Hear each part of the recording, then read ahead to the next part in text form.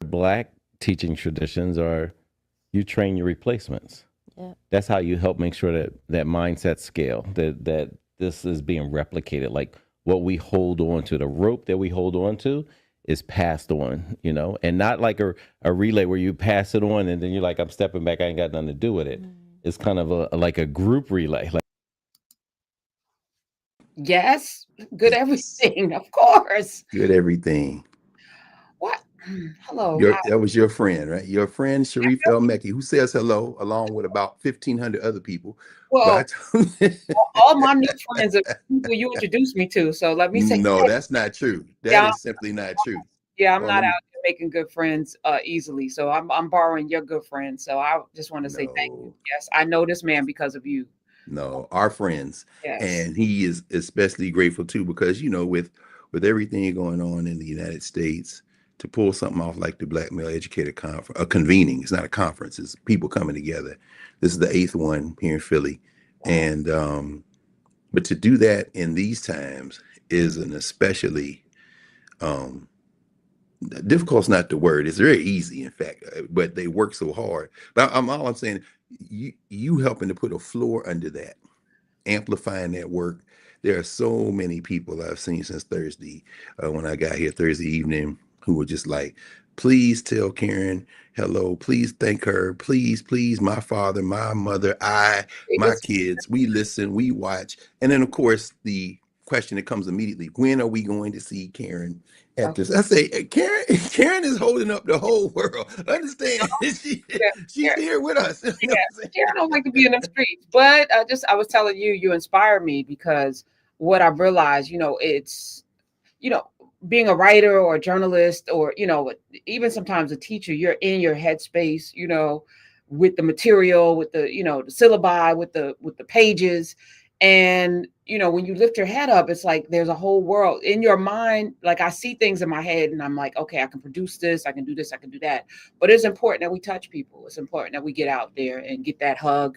And you do that, you pass it along for me and I appreciate it. But Oh I'm man. I'm gonna have to do that. But I'm also, this is, last week it was the lawyers conference. This Yes. it's the teachers conference. Every time somebody calls up now and they say, "Oh, blah blah blah blah blah," we're not doing anything. I said, "Are you part of an organization?" That's the question that I'm asking people Facts. now. Because being a part of it's easy to sit on the sidelines and complain about all the things that aren't happening, or you can actually get involved and make some things happen with people who are doing things. And there are people doing things that we just don't know about because we're busy in our own headspaces. So I thank you for being in these spaces. Oh, Yeah. you're absolutely right. That's it. We don't know enough of each other. So Yeah. yeah, it's really something when you see people and you realize we all know each other. There's 1 degree of separation, if that, in our community. And when you realize these people are actually doing something, I mean, so many here now, principals, teachers, nonprofit founders and organizers, community workers who are just, in a space. Thursday night when we opened, Port Libation is usually do, and then Dr. Fenwick, our friend Leslie Fenwick, gave a talk, and but before that, Dr. Hayes, William Hayes, who is the CEO of Boys Latin School here, he's always the person who kind of keeps things moving, so kind of holds the space and introduces folk and transitions. He said, "Now this ballroom downtown here in Philly, this hotel holds probably, if I had to spitball estimate, 1,000 people. It was packed." And he says, everybody in here 30 and under, please stand up. And it was a plurality. I would say probably at least a third, maybe closer to a 40%. And these are young teachers, college students, high school students, who are here. And that was Thursday night. Of course, we all day yesterday, and then this morning when we leave. In fact, Akil is presenting this morning, our brother from Hystematics, of course, on the Nubia platform. Hey, Nubians. And including some of y'all who are here. I know y'all are because I saw y'all last night. He said, "Oh yeah, we're gonna be in class." Okay. Um, and then he said, let's add everybody over 60. And there were probably, I'd say maybe 10%, 15%, myself included. And so, but it's intergenerational. And so, but everybody there is contributing. Somebody said, well, I want to bring my brick. He's Nubian. And to exactly what you just observed, you know that we're all working, come together, which is why Sharif and them call it a convening and not a conference. You see, oh yeah, you doing what, you, and there are no degrees of separation. I mean, and I'll talk about this in a minute. In a few, it was sitting in the back yesterday afternoon. Baba Hamid, Sharif's father, who was one of the original Black Panthers out of Philly, and his comrades were talking, and Howard Fuller, Owusu Sadaki, who we had on Sirius yesterday morning, was there, and Charles Payne, the great scholar, activist, and they were in this conversation. I'm sitting all the way in the back in the last row because I know when by the way, that's where you usually sit when you go. Yeah, well, no, I'll be up front too, but I had to sit in back that time because I know I had to run and come back, and if I was up front, I would have got caught up because I'm never going to not stop. So you know, what I'm saying? I'm gonna. But the brother sitting next to me was sitting there quietly, and we were sitting there, we were laughing and taking notes, and oh, did you hear that? So I got up to leave. He said, "You getting ready to go?" I said, "No, I'll be back. I just got to slip out for a minute." He said, "Oh," he said, "Well, I'm gonna come out with you." So we went out the doors right there, back of this big ballroom, and he says, "You know, I appreciate Thursday night you mentioned my uncle Nathaniel Briggs." I said, "Oh yeah, man, Baba Briggs, man, is the man." Because Briggs versus Elliott, which is really the South Carolina, as we know, our friend Mike Harriet talks about this all the time. He said, "Well, you know, he is my uncle." I said, "What?" He said, "Yeah, this brother." Shout out to my new brother. He is a educator. He has set up schools in Brazil. He has done all this work.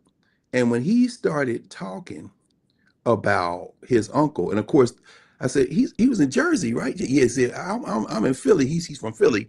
But of course, they moved up here because remember, after Briggs versus Elliott, that case was found, one of the 5 cases that made up Brown. His father died. They hounded him. He had a little auto shop. The car was pushed on and collapsed on him and killed him.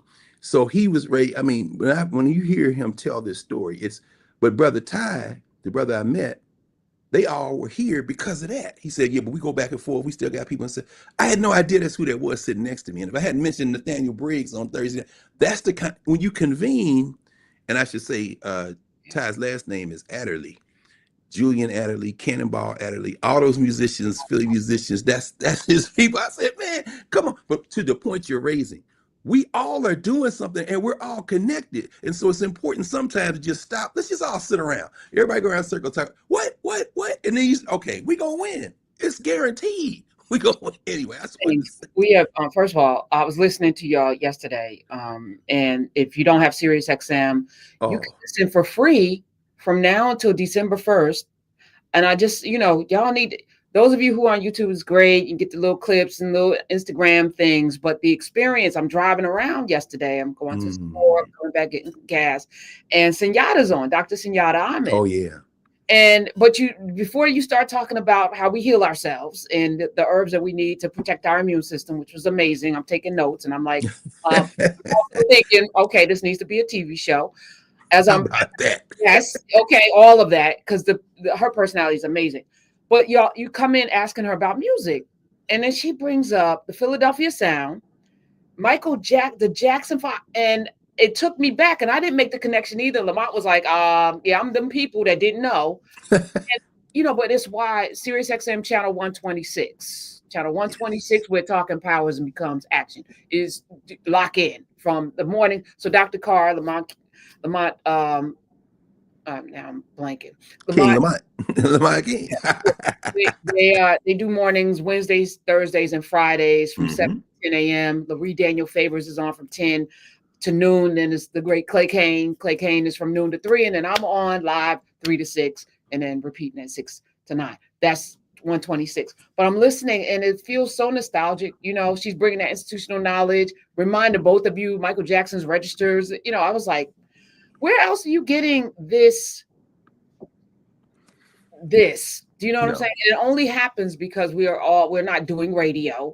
We're in community. That's right. With our knowledge and experiences, and we're bringing them to the people. And then the people are calling up. I can't tell you this week how many amazing callers I had that filled in the blanks of things that I didn't know, because it's live. So you're going to have people who literally, like the brother you were sitting next to, know somebody or have been in this situation, and it's transformative, because I haven't experienced anything like that. So I just want to say thank I you. know I haven't either. Yes. I haven't either. And you're right. It's all in the power of conversation. Because just asking her that because the caller called up, brother from Michigan, and mentioned Tom Bell, the great composer, the great arranger, the great producer here in Philadelphia. Sigma Sound Studios is literally about maybe 3 or 4 blocks that way. Well, Philadelphia International Records was before the fire, South Philly, and mentioned Tom Bell. And so, we started talking about this great arranger and all his stuff with the spinners and, did not blow your mind this time, the Delphonics in Santa Fe. And then Senyata, as I say, just came in and said, what's your favorite Tom Bell? And she brought up something that most people don't know. The Jacksons, after they reinvented themselves, getting away from Motown, the sound of Philadelphia, they came to this city, and it was Tom Bell that put "Enjoy Yourself" and all those, "Show Me the Way to Go Home," and of course, Daryl So Fast pulls up the music. Oh But my God. Senyata it was like, and people were humming and singing. They said, "Oh," in Nubia, they were like, "Oh, I forgot about." The only conversation. You're right. It's been a revelation for me. I just thank you for inviting us into that. But this is, as I had an epiphany that they have conditioned us to believe of this thing called rugged individualism. Yes. They have convinced us to believe that we just put one person on a pedestal, just one at a time. Only one person can occupy a space. But the reality is our power is in the masses, the power is in community, the power is in our in collective knowledge that we all then share, with one another. And then how big does the knowledge become? Once we get that part of it, and that's our superpower. And I was a little bit off mic, and we also need to remember that we can do all of the things. We can demand the things that we want. We don't have, I hear this a lot. They're not going to let us, they're not going to let us do. They're not going to let you do. Who are they? And how can they stop you? When how can they stop you? You have the masses. Do you know what I'm saying? Not them asses, the masses. They got them asses. We got the masses. How about that? As Haile Gerima says, is he tells the story often without revealing the name of the filmmaker, although everybody would know who it is. It was like, how you make Sankofa? They would never let me do that. And how they said, I let myself. What are you talking about? They would let. Are you a human? Yes. Are you okay? So then you should let yourself. I let myself. What are you talking about? They would let me. Are you them? Are you owned by them? I thought slavery was over. You start getting acerbic and clowning people. But yeah. Guess what? We can let ourselves. That's what we're doing now.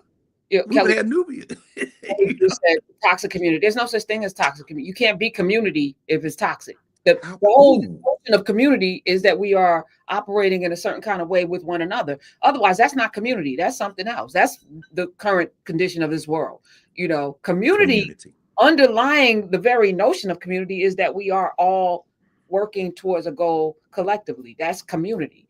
Anything else, if it's toxic, it ain't that. So then need it. So that's right. That's right. Community. Hey, thank you, Sister Beverly. I just saw her scroll past in the Nubia chat.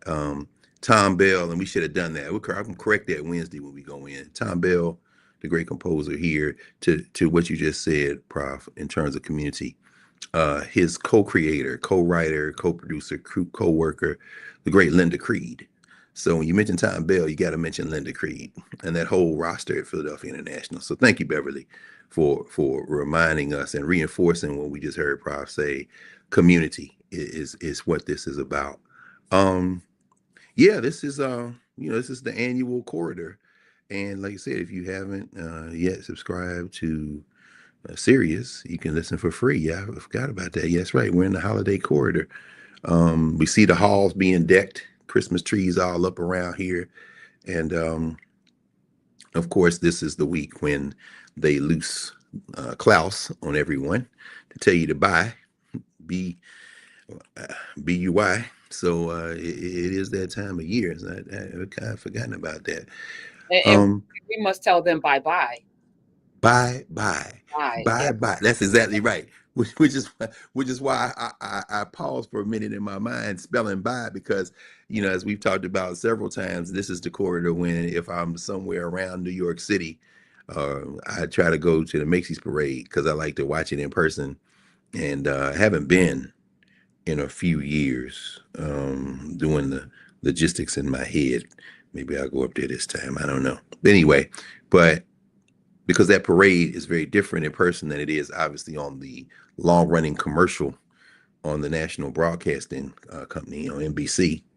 It's very different parade. And so when you stand there at by Macy's on 34th Street at the corner there, and you see the Al Roker and them on the platform, and then you see the cameras, and you watch the cameras go up like this after commercial break, and you see the bands come around and hit that corner, and you see the floats, and you see the people who have sold cookies and raised money, and I guess at this point putting GoFundMe's together, whatever, to send their marching band to it. And then, but the cameras are down because they're selling stuff on television. The commercials are up. Then we're back, and it comes up, and you done missed. You see who you miss, and you see who never misses. The commercial floats, the ones selling stuff. Oh, here comes the float for Sunsets. It's on PBS, and it's on, and then you see the children lining the streets in front, and then their parents behind them, shoulder to shoulder, and the kids know every one of the little float people on the float, and the adults who have to buy this stuff for their children, because all of them got merchandise. And they, it's like you see them, okay, they know a lot of the people, but then you got other people who are completely clueless. And I'm saying this is the world's largest commercial. And then, of course, at the end, to what you just said, Proud, the last act in the parade, of course, is Klaus, is Sinterklaas, or Santa Claus, the merry mess, as Ishaka Musa Barashango used to call it. In addition to asking a question, Santa or Satan? But I think not in the religious sense. Well, for him, perhaps, yes, as a minister, he would say that. But in the capitalist sense, you got to ask yourself that question, because while Klaus is waving his hands, bye, bye, he's not saying B-Y-E, he's saying B-U-Y, because them doors about to open in Macy's. Now go spend all your money because your children done told you what you need to buy in the commercial known as the Macy's Day Parade. So yes, it's like, bye now, bye, go. It ain't even Black Friday no more. It's Black Thursday afternoon. As soon as that flows now, come on into Macy's. They're not waiting till midnight where you can fist fight in Walmart in Hattiesburg, Mississippi, or wherever else they got a Walmart. No.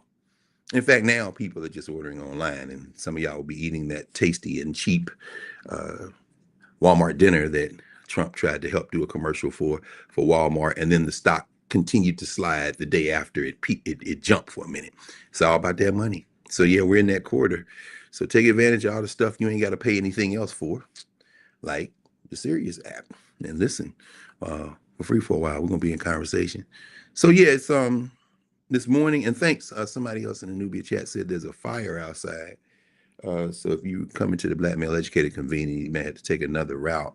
But actually, I was out there this morning. I ain't smelled no smoke. I guess it must have happened since I came back, because I had to, I'm gonna find the newspapers. So I remember, I read the Inquirer when I come to Philly. There's interesting articles in the Inquirer yesterday and day before and today, and of course the New York Times. They'd be like, "How do you find these newspapers?" I said, "I know where to find a newspaper now. If there's a newspaper to be found, I'm gonna have it."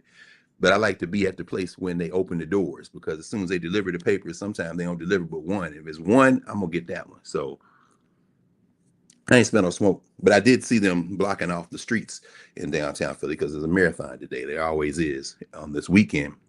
But one of the places I went when I came, and at this point, if you go through our compendium, you go through our roster of in classes, even as we have now hit 298, nearing 300.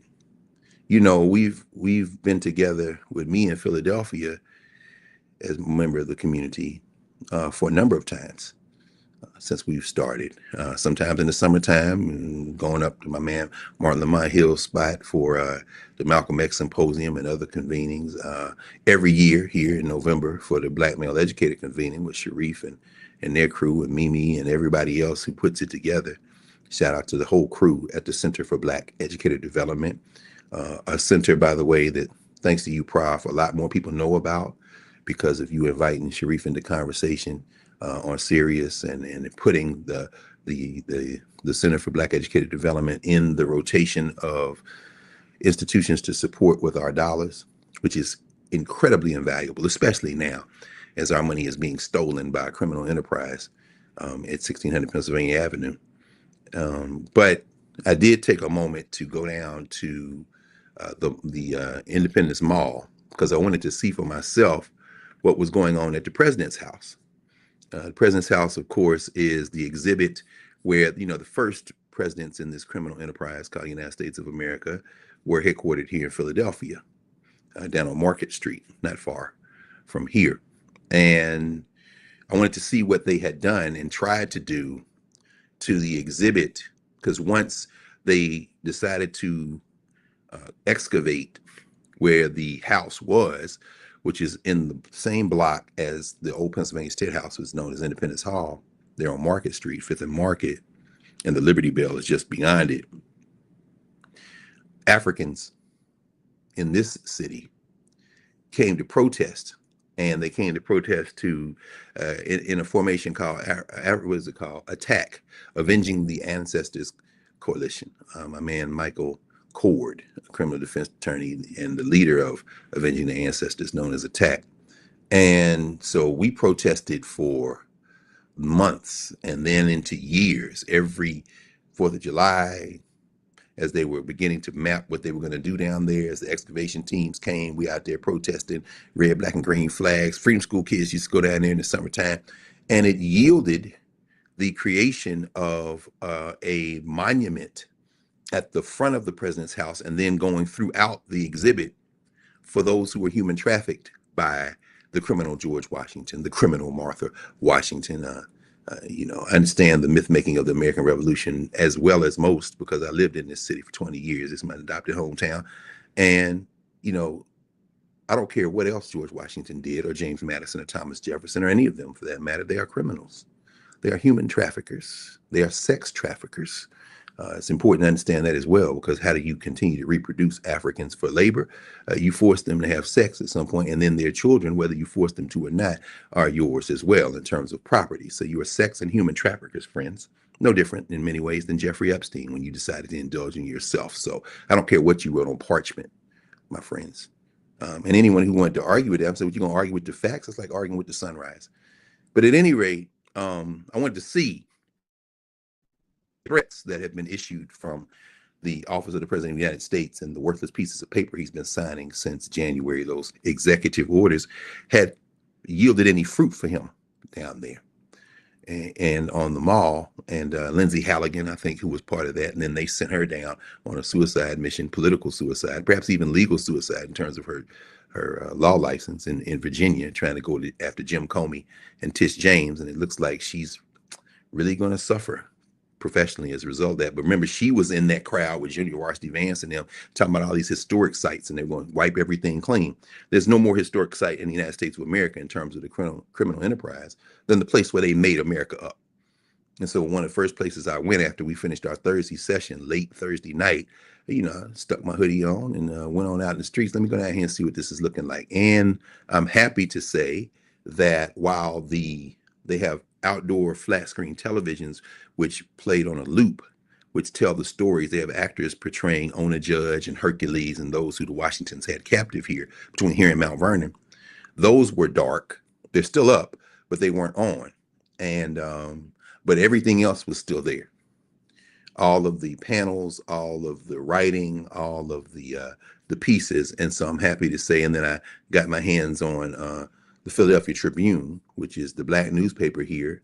And I was happy to see that Kellen Watson had written something 3 or 4 days ago on the fact that Mike and Attack were meeting to continue to ramp up the pressure for them not to do anything. In fact, the quote that one of the people assembled there said that what the president did by announcing a potential shutdown of the site, he poked the bear.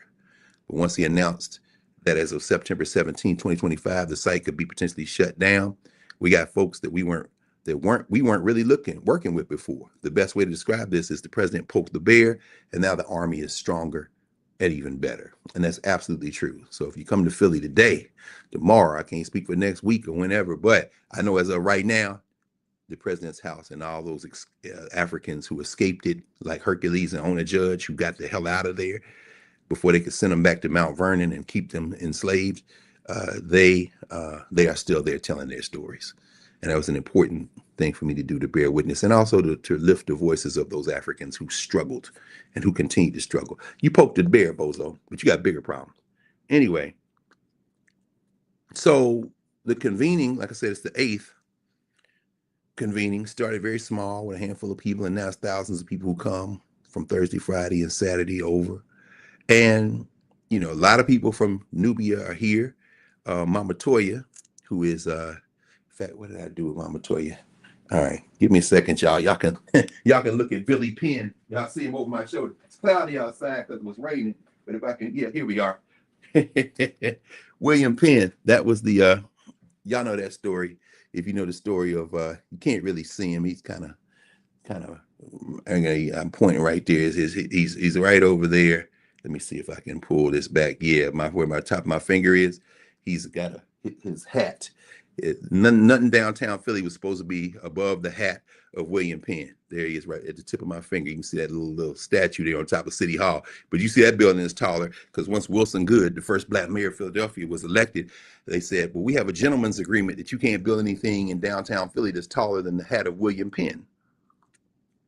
And of course, Wilson Goode famously said, I ain't no gentleman. So at any rate, all those, let's think Liberty Place was that. So Mama Toya is here. This is Mama Toya's shirt. Hey, Mama Toya, I know you watching. Grandmas for Literacy. Remember she told us about that in Nubia? They were getting it together. Well, she was here today. She's here this weekend with her people from Grandmas for Literacy. And there they are. That's their piece there, their shirt. And so it was good to see her. I think she streamed the libation from Thursday evening on Nubia. She said she put on the platform. So if y'all saw it, okay. Our sister, Courtney Wilkinson, Dr. Wilkinson, presented yesterday. I slipped in the back of the room just as she was wrapping up. There are so many people here presenting. Like I said, Akil is presenting this morning, Akil Parker. But it was good to see Courtney. She came up. She was probably an hour behind me on the train. I had to have my morning classes, the intro class on Thursday, Introduction to African Studies, but also the second class of the morning. I had to suspend my third class, the Black Aesthetics class, which was the afternoon, because I had to get on the train, because I had to be on time because I poured libation. But the second class was the Black University class. And I'm happy to tell everyone that the 15th president of Howard University, my friend and brother, Sidney Rabeau, came in person to talk with the students. We got one more week of class next week, but this was like the penultimate class, and I wanted them to have a conversation with this brother, a brilliant brother, working class Detroit guy, went out to the West Coast after getting a doctorate at the University of Illinois in speech and rhetoric, where he wrote about the rhetoric of Black power and Black liberation. Malcolm X, Martin Luther King, so many others. Went out to California, had a long career at a founding chair, well, no, not the founding chair, but one of the early chairs of Pan-African Studies in Cal State system, Cal State LA, actually. And then Dr. Rabeau, eventually, after becoming a dean and a provost, came back east to Bowling Green University in Ohio, where he was president for 14 years before he answered the call to come to the HBCUs. And he has spent since, I guess that would be around 2007 or 8. Spent the rest of his career since then at Howard, first as president for 6 years, and then continuing as a member of the faculty. And so I asked him to come and talk with the students about his arc of his career and what it meant to him and means to him to be a part of the Black University. And it was a very refreshing conversation. He talked about the fact that universities aren't businesses. When the students asked him particularly what has happened at Howard and what has happened at HBCUs and how should that change, and he says, well, you know, and this is a guy who's very good at finance, raised millions of dollars at Bowling Green, while at Howard led the effort to leverage resources and build the first academic building on Howard's campus in decades, 2 dormitories, was able to get financing with very little money for Howard, basically on the leverage that you invest in the young people, and our young Black people are very serious investments. So he's able to do that. So he's a numbers guy, but he said, that's an ability I have that was developed that's important, but let's understand that universities and educational institutions aren't businesses first. They are places to expand minds, to tap into human potential, and to feed that potential with our expertise so that you all can do everything you want to do in your lives. It was just really remarkable to sit there and listen as this elder was having conversations with young people around things that they just don't hear every day. And anyway, I set out to say that, so I had to have class. And then we walked out and I rushed to the train and got here. And one of the first people I saw in the room was not the 16th president of Howard University. That was Sidney Ribeault. I just left him. But the 15th president of Howard University, my friend Pat Swigert. Pat Swigert was born probably not even 6 blocks from here, South Philly guy. He was there because, of course, his wife is Dr. Leslie Fenwick, who was given the keynote after we did libation, and she came and she did a remarkable job talking about Jim Crow's pink slip. Very important. And, it was funny because, just the same, there's no accidents. The ancestors don't make any mistakes. Not when you stretch out on the idea that, they are here. And it was something I hadn't anticipated doing. In fact, it didn't even occur to me. But, with President Swigert, he was president when I got hired. So as I told everybody as I got ready to pour libation, the guy who hired me is here at Howard. And, typically when that protocol to evoke the term that Angie Porter is putting in our minds very clearly now with the Africana Legal Studies work, the protocol and our governance formation, who we are to each other, you don't open a ritual like that without asking permission. And as I said, my man, Dr. Hayes, had already taken a tally of who was in the room. There are very few elders above a certain age. And so, I said, anybody in here older than 60, can I continue? Yes. And I said, I want to reserve a particular permission to President Swigert. And he said, yes, please. And so we continued. That's something that may seem like a small thing, but we have to reinforce the fact that we are, as African people, obligated to recognize the protocols that we have never stopped recognizing, that we have lost, because they are there to be recovered. And so then we got into the rhythm. And like I said, Leslie's presentation was really something. Major themes. She opened, if you haven't yet read Jim Crow's Pink Slip, please get a copy of that book. She talked about pushing back against what she called the poetry-voiced scholars, the ones who come into academic conferences and places like that who will say things like, well, the students and the faculty and the communities in the Brown versus Board of Education case were fighting to create a different kind of America, and they were under-resourced and they did not have the appropriate curricula, and they were working through integration as a goal in order to, that poetry voice, that kind of small, thin lip kind of, she said, ignore them unless they are poets like Haki Mahbudi or Sonia Sanchez. Shout out to Sister Sonia here in Philly. But if they ain't doing that, if they just got that quiet tone where they're talking about your people as if they are somehow have deficits and somehow are deficient, and no, don't listen to them.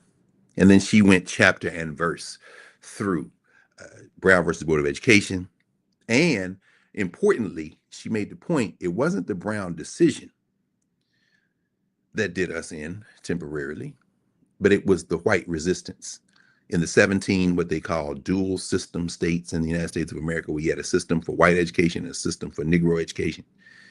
And most of them, of course, the Confederacy, the old, new, and present Confederacy.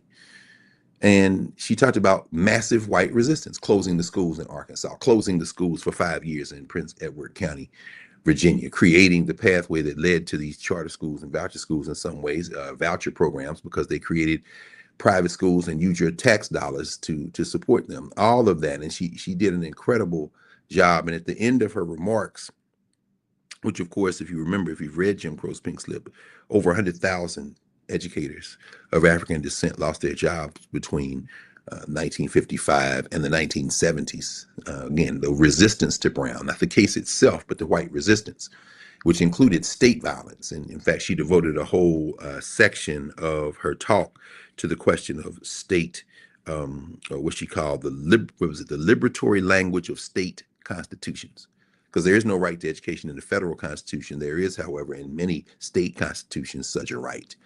And so she talked about the legal minds and the geniuses who worked through that work. And then she also talked about how we are the ones that we're waiting for, and talked about what is unique about the fact that during segregation in the United States of America, during apartheid, during Jim and Jane Crow, the legal dimension, much of it still continues, in fact, but the Africans who went to school in the South in terms of college went to historically Black colleges. And then these racist schools, these racist states, if you read Crystal Sanders' work, who's written a book on this recently, those same Africans could not go to graduate school in those states, but the schools said, we will pay for you to go somewhere else in the United States if you could have gotten into the University of Alabama, the University of Georgia, if you could have gotten into Clemson, if you could have gotten into the University of Mississippi or the Louisiana State University, all these places with not one more athlete, black, white, or polka dot, should play at until these racist states get up off of our necks. There should be no more revenue. And I'm not just talking to black athletes. I'm talking to anybody of goodwill and common sense. But all these places, you can't go to LSU, but we will pay for you to go to Michigan. You can't go to the University of Georgia, but we will send you to Ohio State or Columbia. You can't go to any of the universities, the public universities or public universities in the state of South Carolina, but we will send you to the University of Chicago. And so you saw armies, thousands of African teachers who ended up in high schools, elementary schools, junior high schools, now called middle schools, of course, who had bachelor's degrees from Morehouse or Tuskegee, bachelor's degrees from Tennessee A&I, bachelor's degrees from Grambling or Southern, who then had master's degrees and PhDs from the University of Chicago or the University of Pittsburgh or Columbia University or University of California, Los Angeles or Iowa State University or University of Illinois, chemists and scientists, all kind of folks in literature, in library science, and then returning to the South to become high school teachers. Imagine that.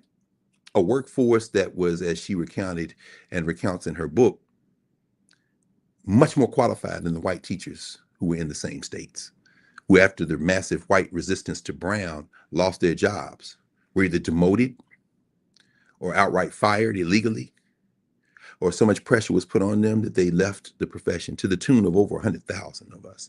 So if you want to know what happened to the Black teaching force and how to rebuild it, you know what happened to the Black teaching force, the same thing that happened to most things involving African people in this country, whiteness. That's why we developed a social structure category in our Africana Studies framework. Who are Africans to others? And then who are we to ourselves? And in the case of African educators in the 1950s, 60s, 70s, even some of stretching into the 1980s, it was really striking as she kind of related this.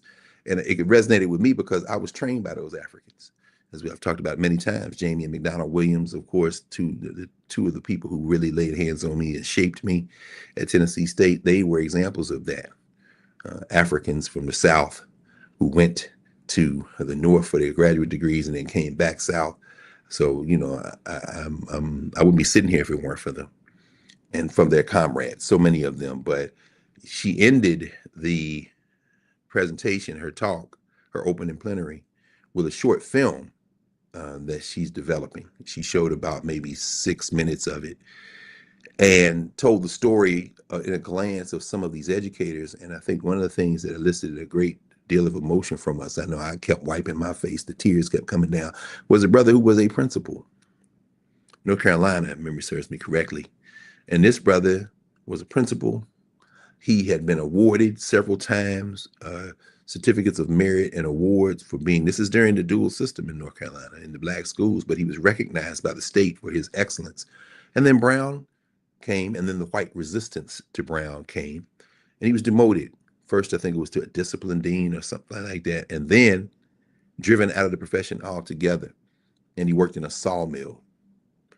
And Leslie had an artist rendering of this brother, this man with an advanced degree, working in a sawmill, shoulder to shoulder with, as he said, the very students I had when I was principal encouraged to continue in their educational pursuits, because if you get your education, it will lead to a better life, a better job, a better work. And here I was in the sawmill with them, not any reflection on them every reflection on the racists that put them in that situation. And there he was, their teacher, their principal at that sawmill.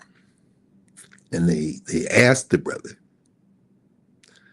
they asked him, how does it, how do you feel? This is what white people do. This is the WPA narratives. Well, how do you feel? Which really in some ways in the inverse of what Dr. Du Bois asks in Soul of Black Folk, which is how does it feel to be a problem? What I think many white interviewers are, in asking questions like that, are asking for absolution.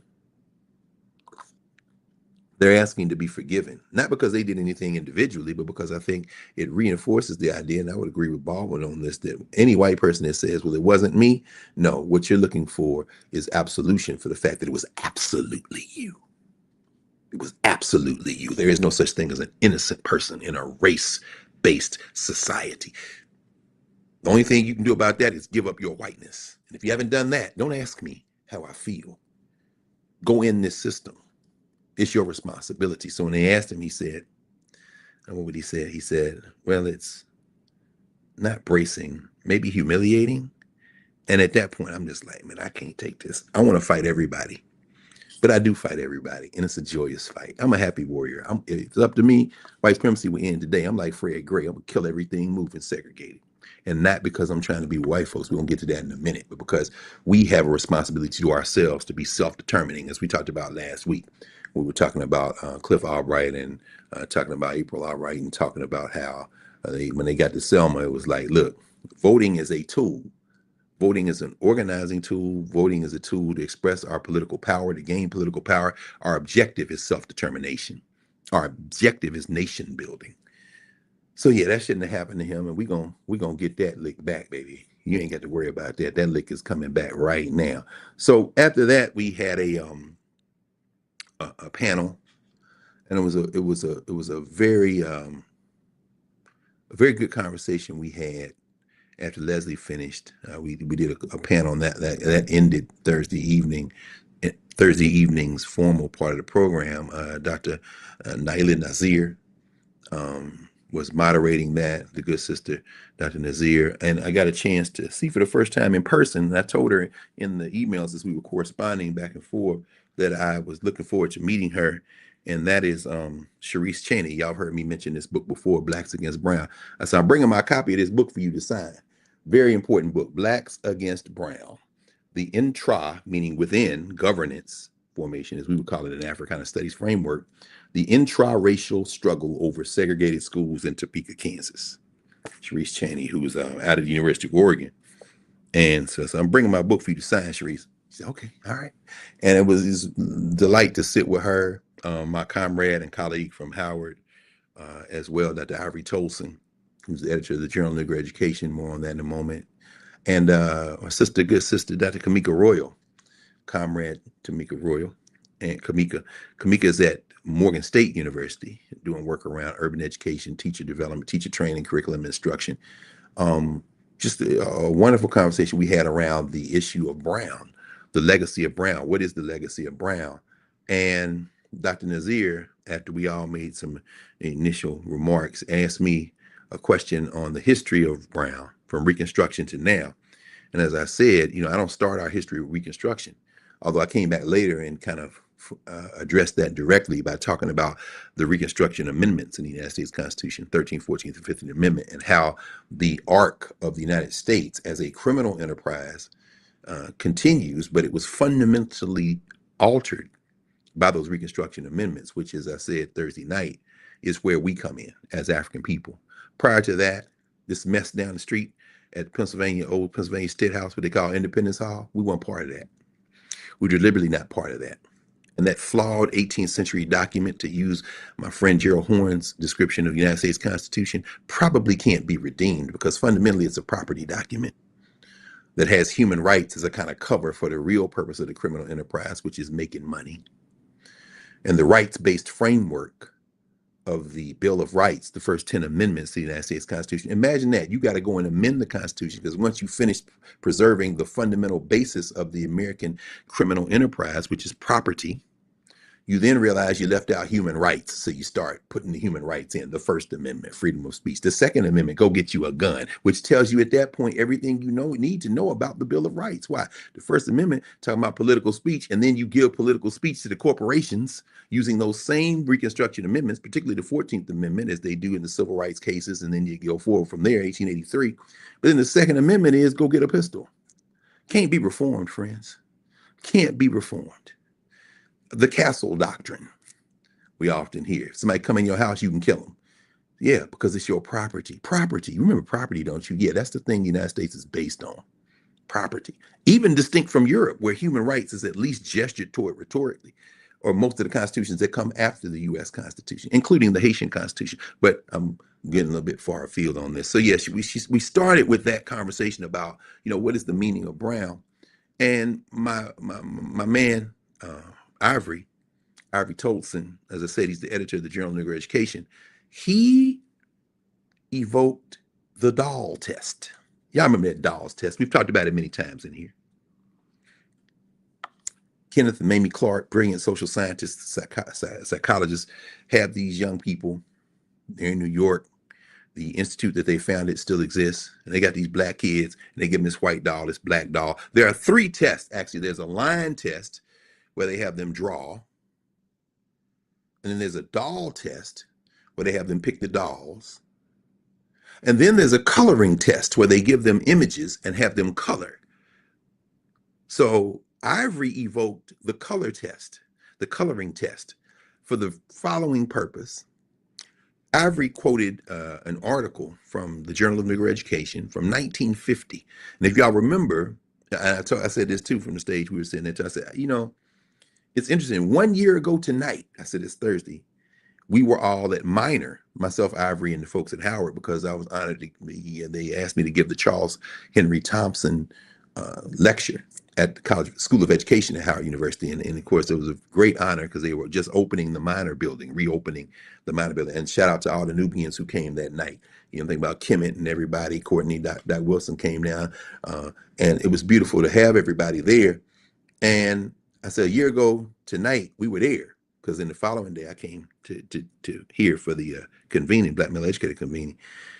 But one of the things that I mentioned was the Journal of Negro Education used to do these special issues where they would have scholars and folk write and debate the issues of the day as it related to education. This was Charles Thompson, who founded the journal in 1932. And these special issues, one of them was one where Dr. Du Bois and Horace Mann Bond and E. Franklin Frazier and a bunch of other people were writing articles. And Dr. Du Bois wrote that famous article, Does the Negro Need Separate Schools?, where he basically accused the black bourgeoisie, the black upper class, so to speak, of using our children as a battering ram to get in them white schools. But that's not where the masses of our people are going to end up. Du Bois is being very provocative at that point. And I saw that as a prelude to this. It was a special issue of the Journal of Negro Education on the Negro child in the American social order from the summer of 1950 that Dr. Ivory Tolson evoked Thursday night here at the Black Male Educator Conference for the purpose of revisiting the doll test, the line test, and the coloring test. In 1950, Kenneth and Mamie Clark published a 9-page article, because of course after he talked about it, and I had read it, but I went back and reread it because I wanted to talk about it today. Page 341 to 350 in the Journal of Negro Education, volume 19, number 3, the summer 1950, The Negro Child in the American Social Order. Kenneth and Mamie Clark gave little black children between the ages of 3 or 4 and 7 a test. This is years after the doll test, which was the 1930s, I want to say 37, where they pick in the white doll or the black doll, and a number of black children pick the white doll. Now they're testing children who are from the United States South and the U.S. North, and they're giving them coloring sheets. They give them a coloring sheet with pictures of a leaf on it, pictures of a ball on it, pictures of a toy on it, and they give them these colors, these crayons, and they say, color the leaf, color the grass, color the sky, to get a level set that they know how to use the colors. The leaves are brown or green, the grass is green, the sky is blue, so they're using those. But they also have in the coloring box, yes, various shades: brown, black, white, to color with, to represent human beings. So given this coloring test, then they give them pictures of people. And they say, color the one that like you, or color the one. And so they start coloring. Let's look at the results, friends. Because Ivory's underlying point was that this scholarship has been misused. It's what he calls BS, bad statistics. That's he coined that term, Ivory. Bad statistics, BS. Guess what? The coloring test. 65% of the children by age 7, when asked to color who they were, used a brown crayon. 65% by age 7. Now, watch this. In the southern states, the segregated states, 70% preferred brown, 25% preferred white, 5%, Kenneth Mamie Clark said and categorized as irrelevant. What does that mean? That means a kid who colored the person green, blue, you know what I'm saying? It was irrelevant. You didn't color. You know? What's the point Ivory made? Ivory made, y'all using this doll test to say that the black children picked the white doll. Go look at the coloring test. And then when you read it line for line, they say it confirms some of the findings of the doll test. Meaning what? Ivory Thursday night said they picked the black doll more than the white doll in the doll test. And in the coloring test, they overwhelmingly in the South, and generally, but especially in the South, picked the brown. But to this day, somebody here right now is like, what? Ding! That's why I gave you the citation. Read it for yourself. Now watch this. In the northern, or what they called in the article, the mixed schools, 36% of the children picked brown. 44% picked white. And 19% picked irrelevant. Now, the Clarks have all kind of speculation as to why, and there's a mountain of literature on this, and people critiquing the doll test, including during Brown. Lawyers like Spotswood Robinson, who didn't want to use the test at all when they were arguing it. People like Robert Carter, the youngest member of the Brown team with Thurgood Marshall and them, who lived to say, this may have been a mistake. I don't know. But at that time, the kids who were in the segregated schools with those master teachers, yeah, there's a hole in the roof, or yeah, we don't have a school bus, or yeah, you know, but my teacher went to Oakwood. My teacher went to South Carolina State or Claflin. My teacher went to Stillman. And then she went and got a master's at the University of Pennsylvania and a PhD there too. And she came back and she was my 5th grade teacher. I'm picking the brown doll, but then you move your ass to Cleveland and New York, and you picking the white doll more than white. So the solution, of course, is to go sit next to the people the doll looks like. Wait, what? Okay, so now Kenneth Clark later would write that you can't make a social science correlation between how they picked or how they colored and the impact of race. But it don't matter, Brother Clark, because they used your test, and to this day, people think that black kids pick the white doll more. Then you read the stuff. Now watch this. Let's get a little bit deeper into it. 20, and first of all, notice this as well. 5% of the children in the South colored irrelevant, 19% in the North. And the Clark speculate that some of that had to do with the fact that they combating this dissonance of color and race in their classrooms. We don't know. This is a long time ago, after all, although there are people still walking the earth who were children around time they were children. 25, what they called in the article, light-skinned children in the northern sample. Only 4 so-called light-skinned children in the southern sample, but the northern numbers and the southern numbers hold regardless of skin color. Damaged pupils, I would call them. In fact, I should have started with this. The theme of our convening, the Black Male Educator Convening, and there's some women here too, but it's Black Male Educator Convening, is power to the pupil. Power to the pupil. History, hip hop, and the future of teaching and learning. And when we get off here in a few minutes, I'm going to go down. The good brother Lupe Fiasco is going to be in conversation with Eton Thomas. My brother Eton Thomas, Amani Jones is here. They're going to be talking something about the collision of sports and culture and this kind of thing. Don't worry, we're going to get to Pharrell and Nicki Minaj, but only for 15 seconds. But the point is this: these children are picking these colors to use, and you can see that the North and the South got different attitudes, and the North is what they call mixed schools. The South is the segregated schools. By In the South, I'm sorry, let me start with the North. By 7 years old in the North, 60% of the children picked the brown color to color themselves. So even in the North, 60% picked it. You say, oh, wow. In the South, it was 80%. 80%. And then the Clarks are listening as the children are coloring, and they record what they call in the article spontaneous comments. 54 such spontaneous comments from the South, 20 such spontaneous comments from the North. They just color it and they say something, they write it down. In the South, 32% of the students were explaining as they were coloring in terms of ugliness of the colored doll or prettiness of the white doll. So there's a problem there, but there were occasional descriptions, the Clarks write, of brown as the prettiest doll. Where'd that come from? 4% of the children in the South called the doll the N-word at some point, and only 2% said that the dolls were dirty or clean. Remarks on that. In the North, 40% of the explanations of why they were coloring as they were talking were either evasive or trivial. Only about 9% in the Southern children. In other words, 40% of the explanations that they gave of that 20 who were talking at some point were evasive about why they were coloring this. I mean, is it cognitive dissonance? You around these white people in the South, they don't be seeing white people.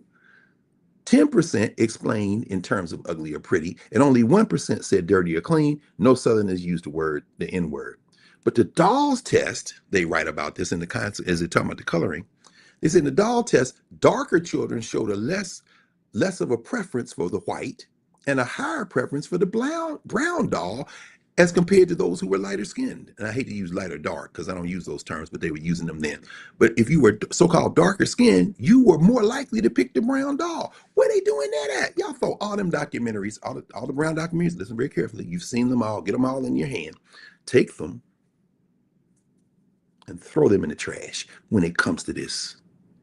Because this press that damn watch talking. The perception changes everything. Did the light get in? You know what a pupil is, right? It ain't just a student. A pupil is that dark part in the center of your eye, the iris, that lets the light in.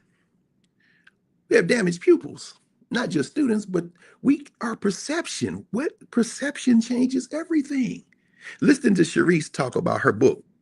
Black people in Topeka, Kansas, rejected the Brown logic, rejected the logic of Brown versus world education. We want resources. We're not begging to go sit next to what they didn't have damaged pupils, physical pupils, or the ability to perceive. Listen, the theme of this convening is power to the pupil. And I know that the initial thinking on that is the pupils, the students, but it also extends to the concept of a pupil. I can see the light is in me. You ask me the color, the darker I am, the darker I'm picking the color. Man, get out of here. But they done told the lie, damaging our pupils, our physical pupils in our eyes, our conceptual pupils in our mind's eye, and our literal children. Convincing them to believe that somehow we thought these people were better. You better go to one of them segregated schools. You better be a beneficiary of those people. And they don't even got to be segregated schools. It's Black community, as you said, Prof. It is the convening that creates this. And my sister, Kamika Royal, Dr. Royal, who's written a book on the schools in Philadelphia, the history of the schools in Philadelphia, a very important text. And I told Kamika, I'm like, man, I couldn't get my hands on my book, on that copy of my copy of her book. I would have put it in my bag and get her to sign it. But she's right up at Morgan, so I'm just going to pop in on her sometime. We had this conversation. She said, we gave up so much in pursuit of our resources. So much. And it's true.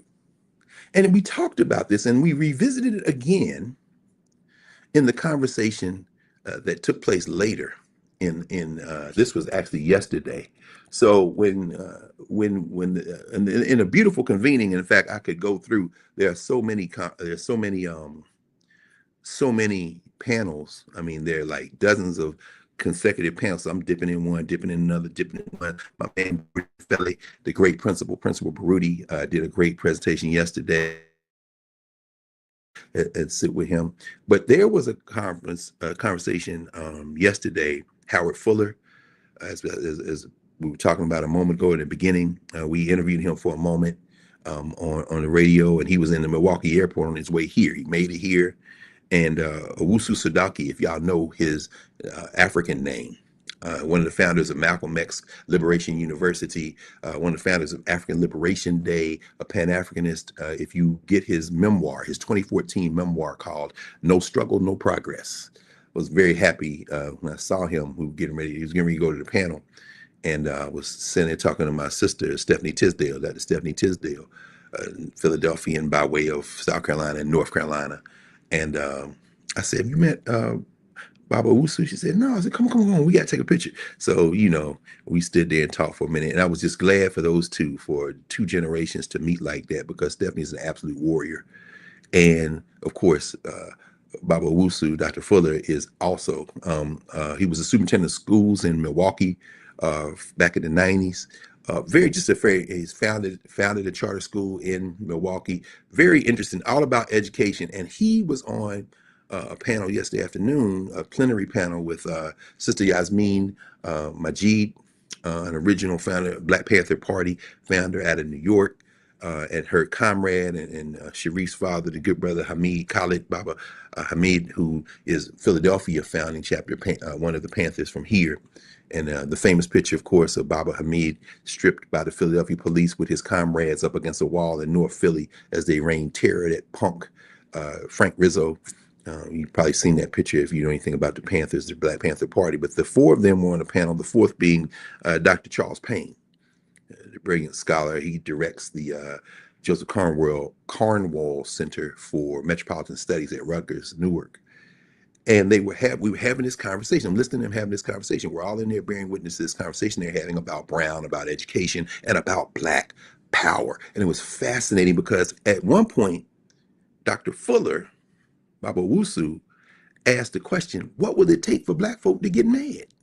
Because he's talking about liberation and Black education, and he's talking ultimately about the fact that regardless of the delivery system, regardless of the institutional formation, regardless, in other words, of what we would call the social structure, in our Africana Studies rendering, we must pursue our objectives, whatever they are. And he said, I'm concerned because I don't think Black people in this country have a common set of objectives when it comes to education. I mean, beyond obviously the impulse to want to be educated and then know, but even that you have to question sometimes, but no clear set of objectives that we have reached some consensus on. And a great deal of that has to do with the fact that we are not convening. Now, we've never had everybody in the room, and we never will.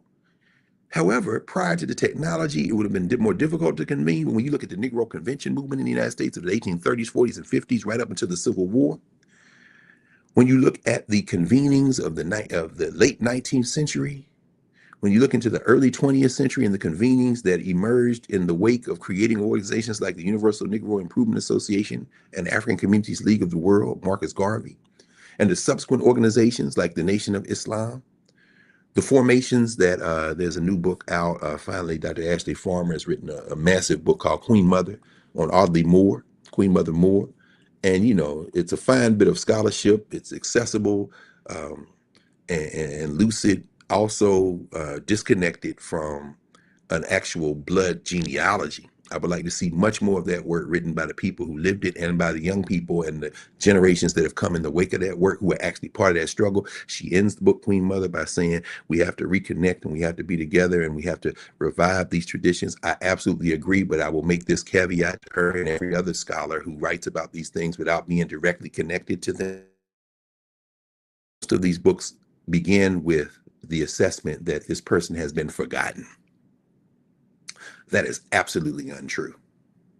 More people need to know Audley Moore, but there are people in here right now in Knarrative and Nubia, the Nubia side and the YouTube side and beyond, who, like me, met Queen Mother Moore, sat with Queen Mother Moore, participated in things with Queen Mother Moore. I went to Queen Mother Moore's funeral that Dr. Farmer writes about when Louis Farrakhan gave the eulogy, Mother is Love, when I was sitting right there in Harlem at that Universal Ethiopian Church ritual, because I knew Queen Mother Moore not well, in passing, occasionally seeing her, but that's a living tradition. I'm a grandson of Queen Mother Moore. I didn't know her nearly as well as Mariba and Niambi Kelsey and their family, and Reba and Romani and Mondibo, because in Columbus, Ohio, the first time I met Queen Mother Moore is because they would invite her to come to Columbus for her birthday. and that convening around the African Center for Study and Worship, that's the first time I met Queen Mother Moore. Subsequently, I would see her other places, but I met her there, and she would stay at their house. So Dr. Farmer, a great piece of scholarship, important work, recovery work in terms of the archive. But let's be crystal clear about this. These are living traditions. They are living convenings, and we need to convene even more. And I'm cautioning there because conveying a sense that person has been forgotten damages our pupils, the literal pupils and the physical pupils and the students, because it obstructs. It's an obstruction in our pupils. And then it distorts our vision. And it also conveys this sense that somehow space with a bunch of people. I'll continue in this in a moment as I continue. Dr. Fuller said, what's going to take for us to get mad? Now, these are two elders talking. He's sitting next to Charles Payne on the stage, and Payne responds and says, there's a lot there to unpack. I want to think about this. And the consummate thinker, he's really a chronicler. He listens to people. He does a lot. If you've seen his book, I've Got the Light of Freedom, which Dr. Fuller said, y'all need to read Charles Payne's book. A lot of it just transcripts. He's in Mississippi listening and conveying what people are saying. They would call it ethnography in a social structure rendering. I don't believe in the concept of ethnography. Ethne from meaning other. I'm not for that. What I'm saying is this mouth to ear transmission, which like we heard at the beginning when we started today, when you hear the idea from Baba Sharif of training your replacement, which is an Egyptian concept, Medu Yawu, making a staff of old age. The idea that when you're listening and in conversation, you are not dealing with an other, you're dealing with part of you, an extension of you. It's a different concept. But at any rate, Payne's work is very important. And so Payne then says to Dr. Fuller, Dr. Payne says, I think that we can certainly draw from how we've approached this question of building consensus before. And they were in full agreement on this. It was very interesting to watch these elders be in the conversation, all four of them, by the way.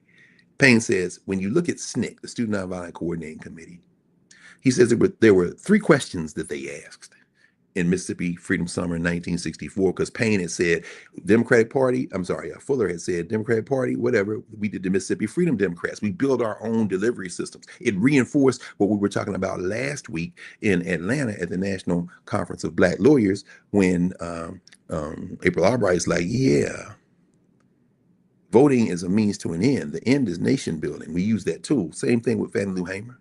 Same thing with that. So at any rate, he said there were three questions that they asked in Mississippi when they were organizing in this white supremacist state, in this white supremacist country, to gain Black power, which was the topic of the panel. He said the number one was they asked, and they both referenced Carmichael and Hamilton's Black Power, the book. He says, what does the majority culture have that we want?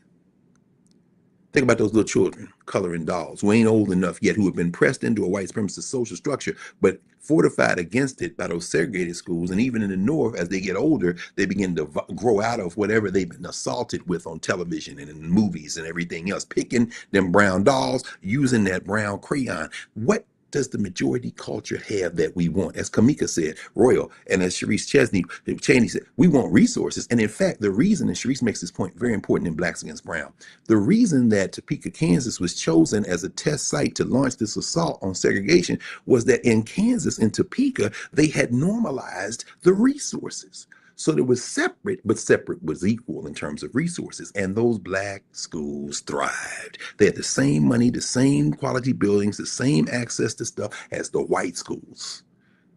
Now, the NAACP was trying to make the point, the national NAACP, well, see, even when you normalize the resources, it's not equal. Why? There's something inferior. And Sharice Chaney said, them Black people in Topeka was like, nah, Chief, ain't nothing inferior about us. In fact, we better than them. We better than, oh no, don't put that on us. But they bullhorned it because the NAACP, this the petty bourgeois Negroes who were negotiating, as Gerald Horne said, for a little access to them places that they wanted to get in, because some of them wouldn't pick the brown crayon. Yikes. But at any rate, the point is, and it's some of us too, let's repair our damaged pupils. Let that light in. We got to face it, see ourselves for who we are. But these masses of Black people said, no, we're good. And in Topeka, the resources were normalized. Well, as Charles Payne is writing about and talking about and listening to the veterans who fought in SNCC and those in Mississippi who tutored them, who they were their pupils, the pupils of Fannie Hamer and others, as we talked about Brother Willem last week with the years. Number one, what does the majority culture have that we want? Kamika, we want resources. Sharice, I'm not sure what, because these people there, what do you want from them? So that's the first question. What does the majority culture have that we want? I want to know from us, right? The second question, SNCC asked people who are doing the living and dying in this hostile space. Number two, what do they have that we don't want? What do they have that we do not want? Now, y'all think Black people not clear about that? Go talk to some Black parents. Talk about bad influences. Talk about everything from television to something crazy, students saying something, or their mama will go to the mall. Damn it, mom. Wow, we don't want that. We don't want that. Well, what do you want? I want the same money that I paid in taxes back to me as the money go to you. I don't want you to have no money. That's our humanity. That's our ways of knowing. But I'll be damned if you're going to give me a tenth of what you got, or half, or 80%. No, I want it all. Now, what I don't want is your culture. I don't want the seasoning in your food or lack thereof. I don't want the music. Everybody live and let live. There may be a song I like, but at the end of the day, there are things I don't want. And y'all done told a narrative in the social structure that mixed it all up and blocked my pupils, including these little ones. The third and final question is, what do we have that we want to keep? You answer those three questions, I guarantee you're going to get an answer that's going to upset every documentary, every academic book, including the ones by Black folk who are well-meaning but simply have had their pupils blocked. Three questions. What does the majority have? What does the majority culture have that we want? What do they have that we don't want? And what do we have that we want to keep? That Africana Studies framework is original in terms of how we kind of conceive the categories, but it is fundamentally unoriginal in terms of what it is designed to uncover, to unblock. Our pupils are unblocked by those conceptual categories because the first thing we got to do is separate them and us conceptually. Not out of any notion of hatred or fear or desire, but simply because my pupils are blocked. I need to be able to let the light in so I can see myself, see you, and see everything. And it's going to help you too. Don't be scared. Don't be afraid. So we're going to finish up in a second here, this question. And then in the hallways, this is the beautiful thing about convenings, because we're convening. These are important moments, the workshops, the plenaries, everybody's talking. And then we're talking with each other between the stuff, sometimes in the sessions. Shout out to, a number of people. If I started talking now, it would take me forever, and I'm about to wrap up in a few minutes. So Dr. Gerald Johnson, a beautiful brother. He comes, he's at the convening, he's here in Philly. He's the principal of the George Washington Carver High School for Engineering and Science. It used to be known as ENS. And I saw him. I was standing out there in the hall with my man, Dr. Anya Boudile Love, who's at the Community College of Philadelphia. Shout out to CCP.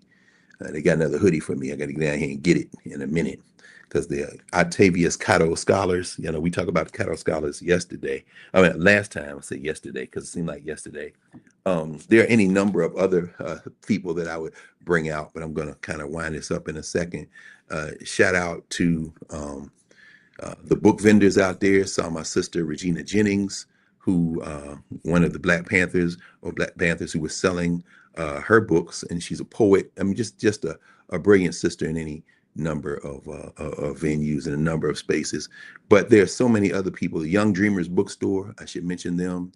My man Nosakir Randall L., who, and his wife, his partner, Nosakir was one of our Freedom School students. And now he and his wife and their sons, they have a bookstore. They go global. They're all over. They're in Pittsburgh based, but they've been South Africa all over. And I always buy books from them. There are three I'll mention today just in passing, because since we're here, and it's always good to support these Black businesses, between Sankofa's Children's Section and Young Dreamers, they don't play. This is a great book. I got this called, look at this, Miles of Style, Eunice W. Johnson and the Ebony Fashion Fair. Look at that. This is by Lisa Braithwaite and illustrations by Lynn Gaines. I'm like, look at this. I hadn't seen this. I'm embarrassed to say. Now I got to show this to Baba Peter Bailey, of course, who worked for Ebony and worked with Ms. Johnson in the Ebony Fashion Fair and did many other things. Of course, Peter Bailey, the great lieutenant of Malcolm X, who this is a beautiful one as well. It's in Spanish, but the same artist, Rudy Gutierrez, who did the John Coltrane children's book, did this one on Roberto Clemente. Oh, the artwork is exquisite. Loving this. So, I had to get it. I said, man, look at this. I mean, it's just, I'm just loving this, man. Clemente. I said, stop playing, because they do a lot of work with Afro-Latino community in Pittsburgh as well. And of course, the great Bobby Clemente, as white people tried to call him, he said, you ain't calling me that. My name is Roberto, baby. Puerto Rico. Whoo. Anyway, and then the third and final book I mentioned right now. Hadn't seen this one either. The Life of Augusta Baker. Augusta Braxton Baker worked at the 135th Street branch of the New York Public Library. It's now known as the Schomburg. This is a book called Go Forth and Tell. The Life of Augusta Baker, librarian and master storyteller. You gotta love that, man. You just gotta love it.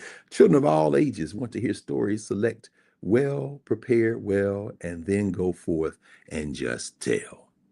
Unblock these pupils. Unblock your pupils so you can unblock the pupils. It's very important. Go forth and tell. So anyway, it just, they were set up and had maybe have conversation with them. It was very important. And then Anya, as I said, Anya and his son Coltrane, who is named for John Coltrane, was there. And of course, it's just good to have young people around. But when you've got young people who are able to stand around talking with elders, like we did, just sit around and listen, it's a beautiful thing. So in standing there, Brother Johnson came up, Dr. Johnson, and he had on a George Washington Carver t-shirt. And I was like, man, if that t-shirt come up missing, you know who got it. It's one of the pictures you will see of George Carver, one of the photographs, but it's of him as when he was younger, And so I said, man, you gotta get that. So we started talking. How things going? Yeah, he's the principal at George Washington Carver. Oh yeah. And me and Anya standing there because we were back in the 90s. And I worked for the school district Philadelphia full time directly. And I would tell the students who were at Carver, don't call it engineering and science. You got to call it George Washington Carver, because George Washington Carver is the name on the building.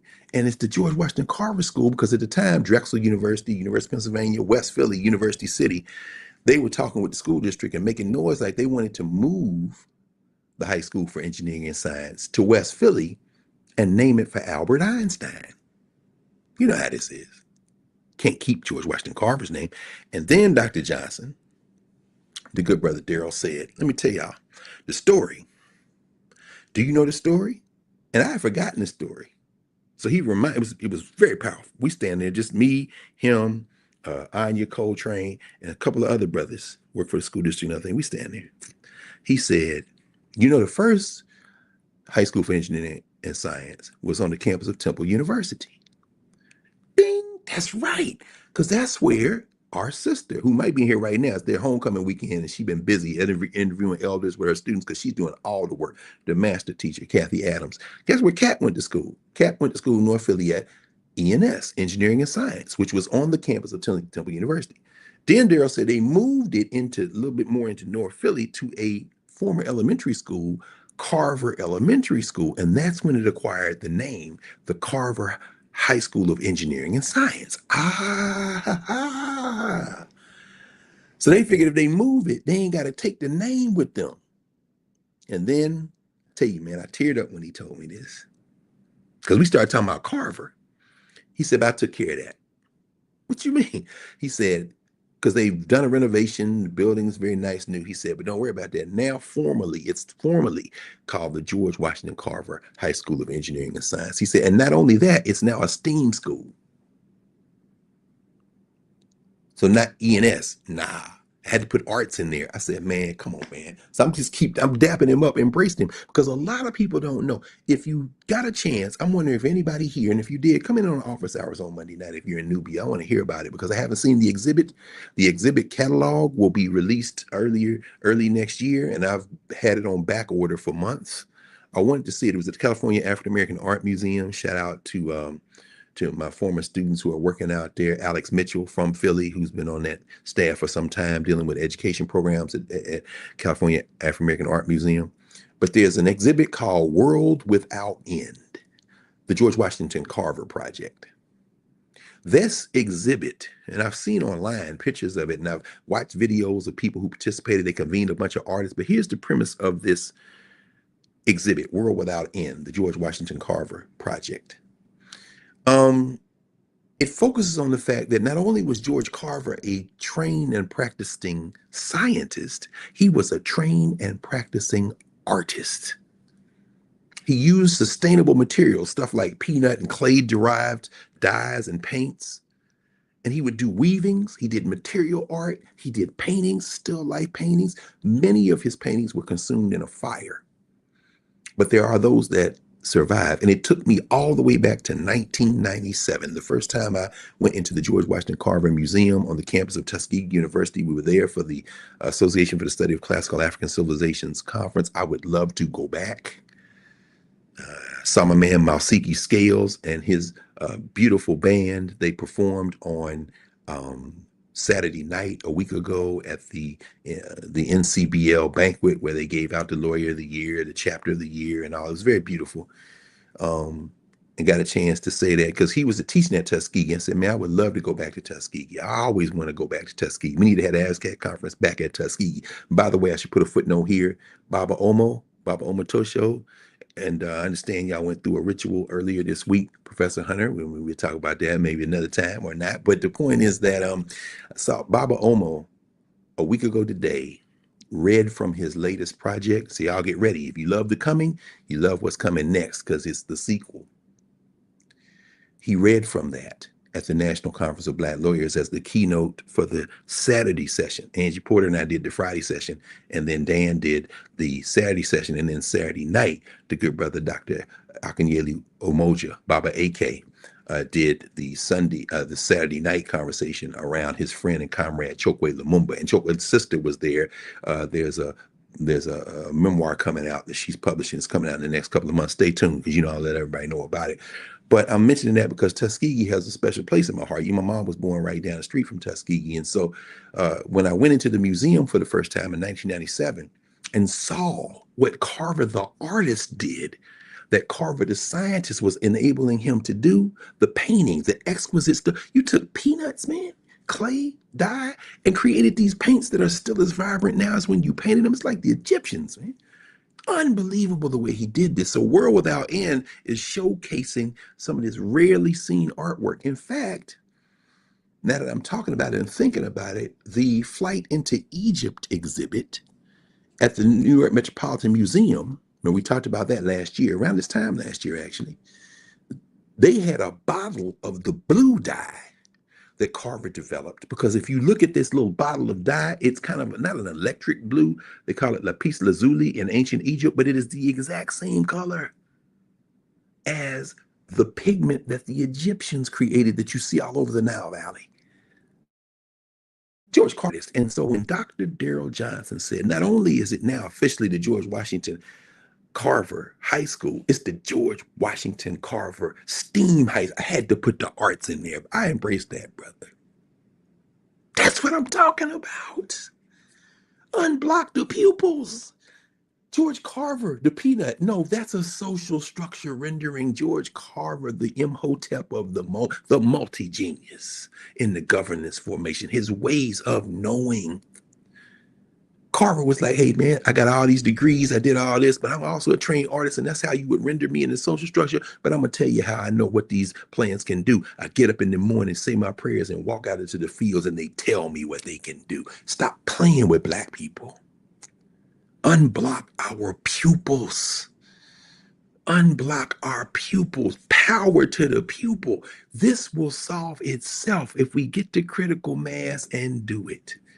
So this indeed is the theme, the power to the pupil, a student who's in the care of an adult to be apprenticed, the student who is in the care of the rest of us to help them, as Sharif would say, be trained to replace us and take it to the next, and also the contractile aperture in the iris of the eye.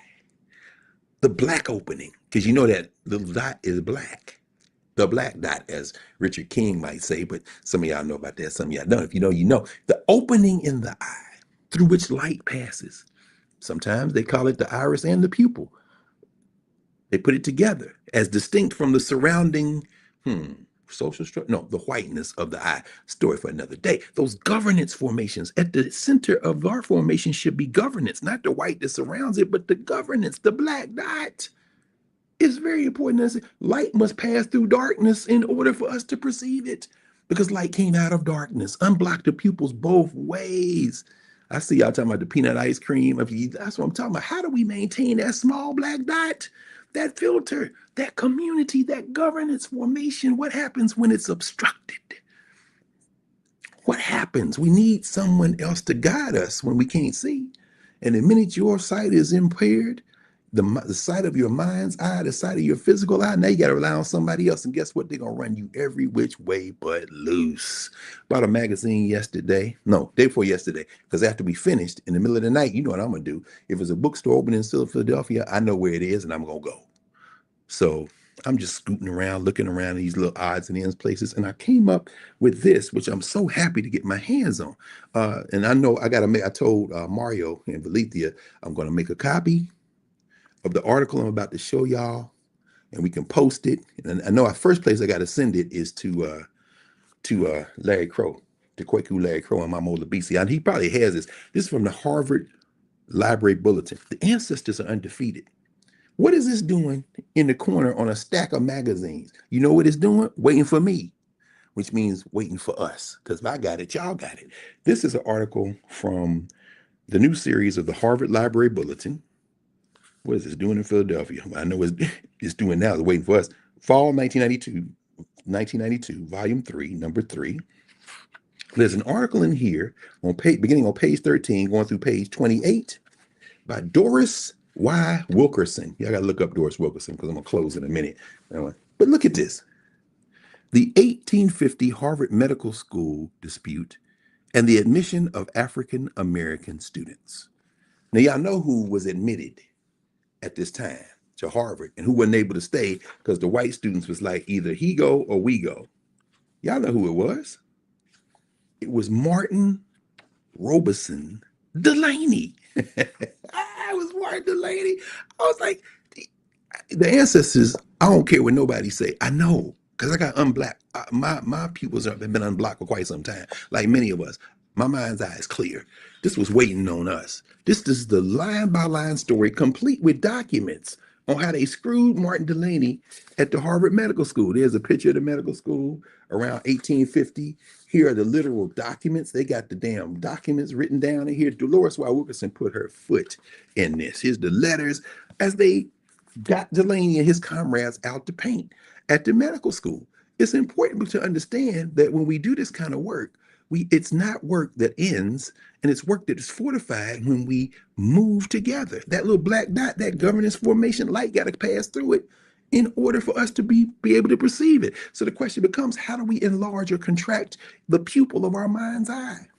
We don't want color blindness.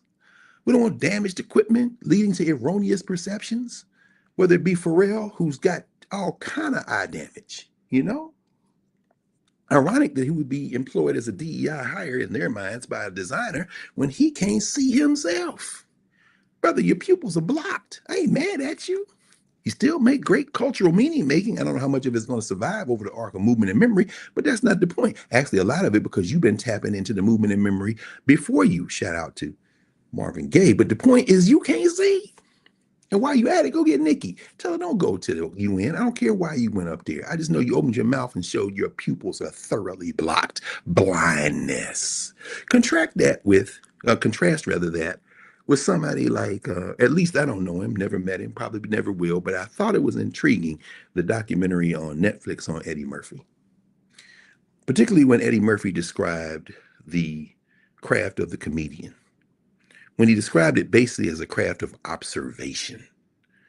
And I was like, there it is right there. The best comedians are just observers. But to observe, you got to have unblocked vision. And when your vision is unblocked, the people who may have blocked vision or who have not even thought about it, their vision becomes unblocked too, because then they see it. You just see it, as Eddie Murphy said in his documentary, a split second before everybody else does.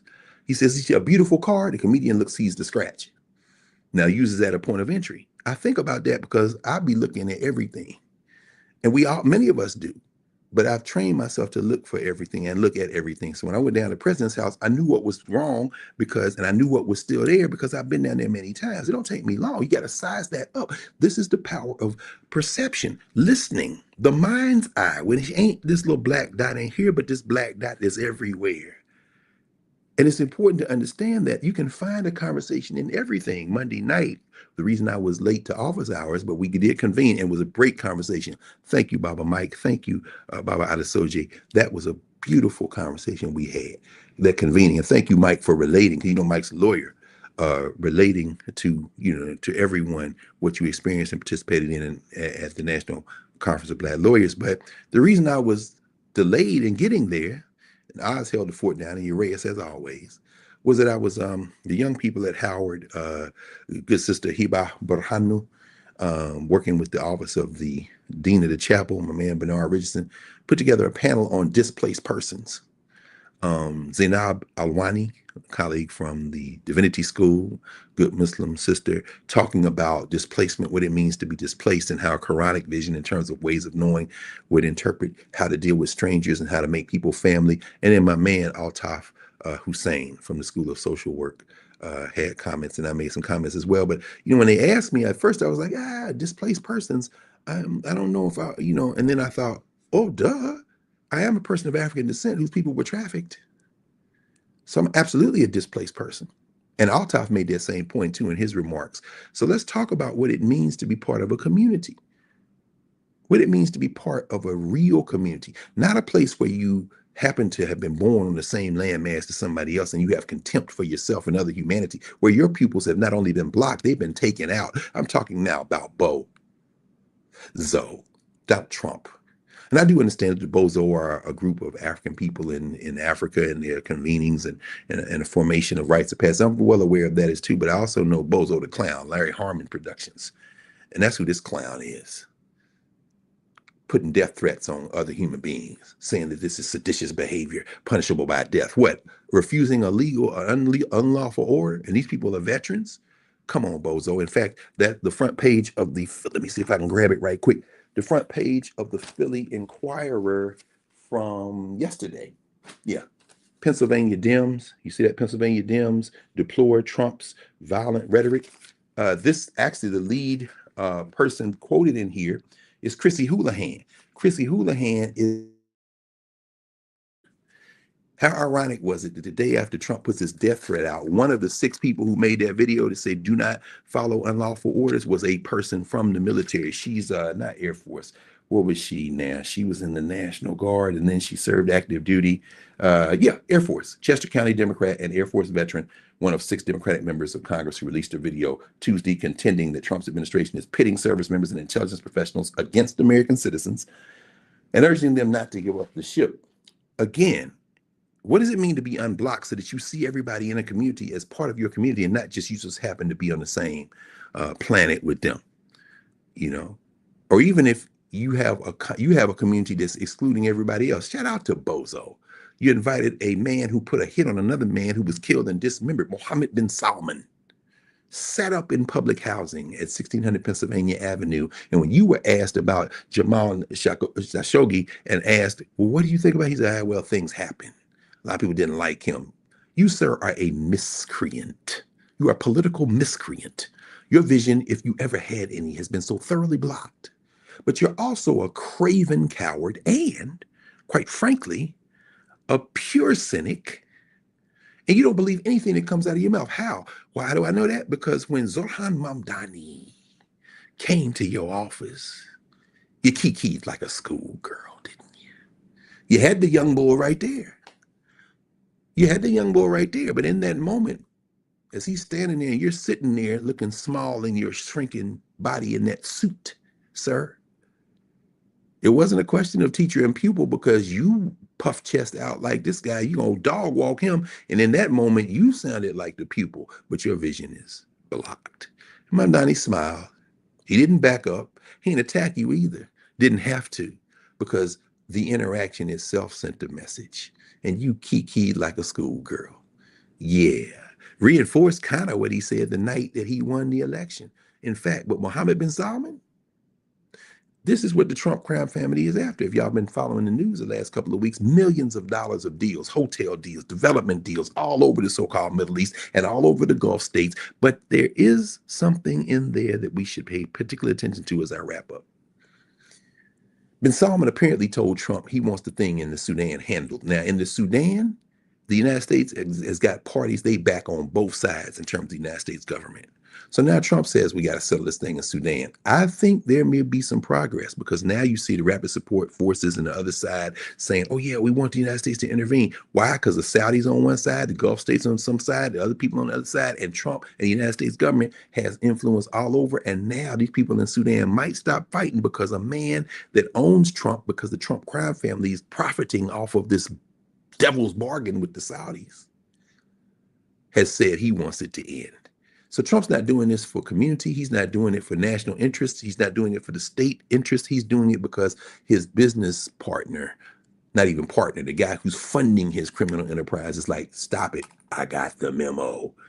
Kind of similar to what he did this week with the Russians, who leaked the peace plan. It ain't no peace plan. Zelensky is crying bloody murder in the Ukraine. Why? Because Vladimir Putin's boys basically wrote up a 20-something piece wish list, gave it to Trump and said, now you tell them that's the peace plan. Yeah, stick that where you and your friends had that peace plan that you developed, which is basically the development proposal for Palestine, that you got the UN strong arm them to do, and Russia and China abstained. Why? Because the business is involved. Follow the money. But I'm saying all that to say that none of this is about community. These are people who could give a damn about the rest of us, who could give a damn about the people in their own countries. It's very important to understand that. And then these Congress members, what do they know about what this fool is planning that would have them release a video to say, hey, do not obey unlawful orders? We know where Stephen Miller is, and we know where we are. It's more of us than them. What does Marjorie Taylor Greene know? She got the hell out. I'm out in January. Who knows? She gonna run for Senate president. She gonna run for the Queen of the Ring in WrestleMania 8. Who knows? If she wants to wrestle maybe in the thing in the new ballroom in the East. Who knows? But the point is this: she's out. And warmongers who laid the foundation for this, like Dick Cheney, didn't even invite Trump and Vance to the funeral. Well, that's a moral question, not a political one, because you the one bombing stuff into the Stone Age that kind of laid the foundation for where we are now. So as we pause here and I get ready to go downstairs and see the family again before I head back to the district, I just want to say that, you know, when we think about power to the pupils, we understand that this isn't just about our replacements, as Sharif would say. It isn't just about the people who are coming. It's about clearing our vision up. Oh, I should mention, and when I was in Atlanta last week after the NCBL, Dr. Kelsey and I, Reba Kelsey and I, went over to the Civil Rights Museum in Atlanta with that complex. I'd never been over there, the aquarium, the world of Coca-Cola. Did you know there was a world of Coca-Cola? I know y'all did. I did too, but I'd never been over there. Still ain't been in there. But next to it is the Civil Rights Museum, which has been reopened. They've been redeveloped. They've added some wings. It's very beautiful. And in a small room, they have some of the items that are held by Morehouse and by the King Center from the personal collection of Martin King. And one of them is a letter. It was curated by Bernice. Dr. Bernice King curated the particular pieces that were on display, including a picture of Dr. King's library where I saw 2 novels of Chancellor Williams' cat, who's written about Chancellor Williams in the novels, his fiction. One, The Raven, his first novel, 1947, and then the second one based on his dissertation at American University, Have You Been to the River, in Martin Luther King's personal library. Thanks, Bernice, for taking that particular picture. I'm like, look at this. But there was a case with letters in it, and one of them was a speech Dr. King gave where he was being terribly critical of the United States of America, as he is wont to do. And in the margins, there was marginalia and edits from Andrew Young, now Ambassador Andrew Young, Mayor Andrew Young. And the notes to Dr. King said, you need to tone this down. If you're going to be critical of the United States, just say that you're criticizing it because you love it. And because you love it, this is why you're criticizing. You want to be better. I'm like, man, I'm not mad at Ambassador Young, but Dr. King's vision was clear. There's a higher calling, a different way of knowing involved in this. And you can't paper it over by creating this myth-making stuff. You know, if y'all seen the American Revolution documentary, it just came out, the 12-hour, 6-part documentary, Ken Burns, American Revolution. Just before I left for here, the companion volume by Ken Burns and Rick Burns was published. And so I got a copy of it, and I was looking through it, haven't had a chance to read it yet.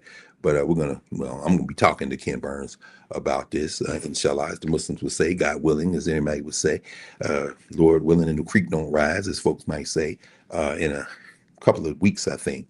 We had to postpone the interview, and I'm looking forward to talking with him, because when I ask him about this, Burns is a brilliant filmmaker, and a great deal of it is based on this myth making. But this newest documentary is getting closer to what we have to talk about if we're going to talk about a U.S. social structure at all. And that is the fact that it is a criminal enterprise. Settler colonialism, you displaced the people. Human trafficking, you brought us in. And them people who made this place up down the street from where I'm sitting right now, you are enslavers, human traffickers, sex traffickers, and you can never be the model for my unblocked vision. Because your vision was so clouded that, unfortunately, it is not only tragically flawed, it's permanently flawed. And if there's going to be a renegotiation at all, it's got to be based on something other than trying to revive or reinforce or somehow convince another generation that you all are anything other than what you were. So let's unblock our vision. Let's get those pupils clear so we can let the light in. You can always also get your vision corrected. Good. Oh, that's a good one. That's a good one. That's a good one.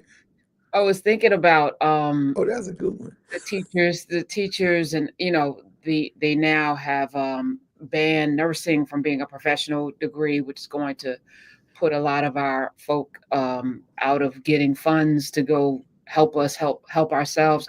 Just thinking about it, this history rhyming, we're back here where it's going to be harder to become a nurse practitioner, to become a physician's assistant, which we desperately need, all of those in our community, in particular, and these teachers. You see what they're doing, firing the 300,000 plus federal workers. They're trying to put us in a situation where we're going to be desperate. But that's right. We can do what we're doing if we continue to convene and strategize. We've been here before, so that's right.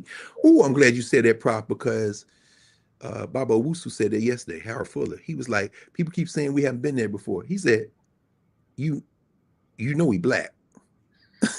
Everybody started laughing. 1,000 people laughed. He said, what you mean we never been? His question, he said, when have we not been here? That was his question. We always been here. Oh, I see you got Ashley. Have you talked to her yet?